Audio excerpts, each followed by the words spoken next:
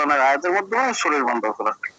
তো এখানে যে নিয়মগুলো আছে, তো আমরা যদি আমলের মাধ্যমে, তো আশা করি প্রত্যেকেই করতে পারি, শরীর বন্ধ করা যায়। আমরা প্রত্যেকেই আমলের মাধ্যমে শরীর বন্ধ করতে পারি। তো নকশার মাধ্যমে এবং কোরআনের আয়াতের মাধ্যমে আমরা কিভাবে শরীরটা বন্ধ করব। নকশার মাধ্যমে এবং কোরআনের আয়াতের মাধ্যমে শরীর বন্ধ করার জন্য আগে আমাদের নকশাটা লিখতে হবে অথবা কোরআনের আয়াতটা লিখতে হবে। লেখার যে আবহাওয়া নিয়ন্ত্রণ আছে এবং লেখার পরে এটা কিভাবে জাগ্রত করতে হবে, এই নিয়ম পর্যন্ত আমাদের আলোচনা করা হয়েছিল যে কোন নকশা ব্যবহার করা যাবে, কোনটা ব্যবহার করা যাবে না, কোনটা শিরক হবে আর কোনটা জায়েজ হবে। গত ক্লাসে এ পর্যন্ত আলোচনা করা হয়েছে। এরপরে আপনারা জিজ্ঞাসাবাদ করছিলেন যে হয়তো আলামিন ভাই না কে জানি জিজ্ঞেস করছিলেন যে পরিবারের নিরাপত্তার বিষয়টা জিজ্ঞেস করছিলেন। পরিবারের নিরাপত্তার বিষয়ে আজকে আলোচনা করে দিতেছি, পাশাপাশি আপনাদের কয়েকটা নকশা দিতেছি।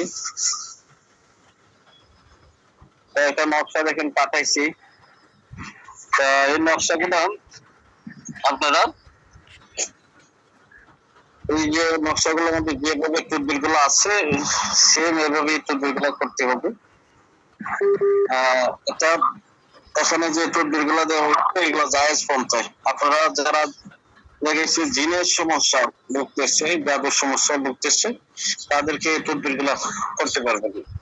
কেউ চাইলে একটাও করতে পারেন, কেউ দুইটাও করতে পারেন, কেউ চারটাও করতে পারেন।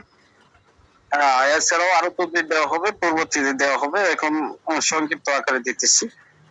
আর এই যে তদবির যেগুলা দেওয়া হইতেছে এগুলা কোনো জায়গায় ছাড়বেন না, কাউরে দিবেন না, আমার অনুমতি ছাড়া কাউরে দিবেন না, কোনো জায়গায় ছাড়বেন না। যদি ছাড়তে হয় অথবা কাউরে দিতে হয় আমার কাছ থেকে অনুমতি নিবেন, নেওয়ার পরে দিবেন। তাছাড়া নেটেও ছাড়বেন না, কাউরে দিবেন না। এটা আমি আপনাদেরকে আগে থেকে বলে দিলাম, আমি যাতে কোনো সময় না শুনি যে একটা তদবির কে গেছেন আপনারা নেটে দিয়ে দিচ্ছেন অথবা কাউরে দিয়ে দিচ্ছেন, ওইটা যাতে না শুনি। আপনারা যদি দেওয়ার প্রয়োজন হয় সেক্ষেত্রে আমার কাছ থেকে অনুমতি নিবেন, তারপরে দিবেন। তো এখানে যে তদবির গুলো দেওয়া হয়েছে, আমরা যে কোনো চালান জিনের রোগী, আলগা সমস্যা, কারো উপর আসর, কারো উপর নজর,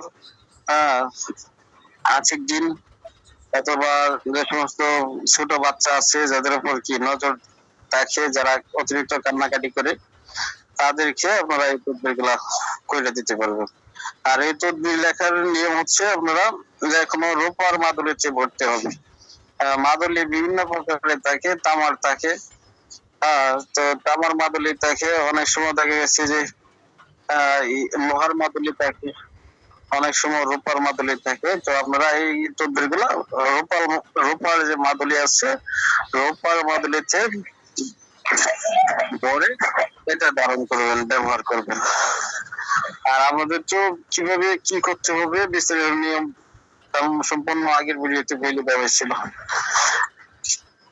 তো আপনারা বুঝতে পারছেন এই তদবিরগুলো কিভাবে ব্যবহার করবেন, বুঝতে পারছেন?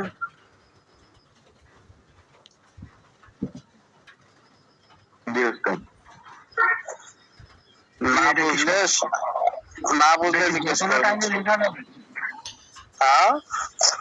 এটা কি যে কোনো সময় লেখা যাবে? না না, লিখার জন্য তো আপনাদের সময় বলে দেওয়া হয়েছে। আপনারা লিখবেন হচ্ছে ফজরের নামাজের পর পর, ফজরের নামাজের পর পর লিখতে হবে।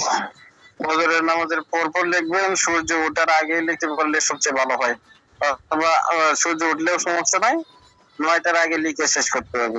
সকাল 9টার আগে লিখে শেষ করবেন, 9টার পরে আর কোনো লেখা যাবে না। সকাল 9টার আগে লিখে তদবিরগুলো শেষ করতে হবে। আর উস্তাদ জি, আর এটা তদবির আপনারা বলেন মানে বাড়ি বন্ধ করার যদি একটু নিয়মটা বলতেন, কারণ আমরা এখন আলগা একটা বাড়ির কাছে আসছি, মানে আলগা বাড়িতে আসছি আর কি। এখানে মনে করেন অনেক উস্তাদ জি অনেক শীতাকাল, মানে শ্মশান আর কি আমাদের বাড়ির আগারে।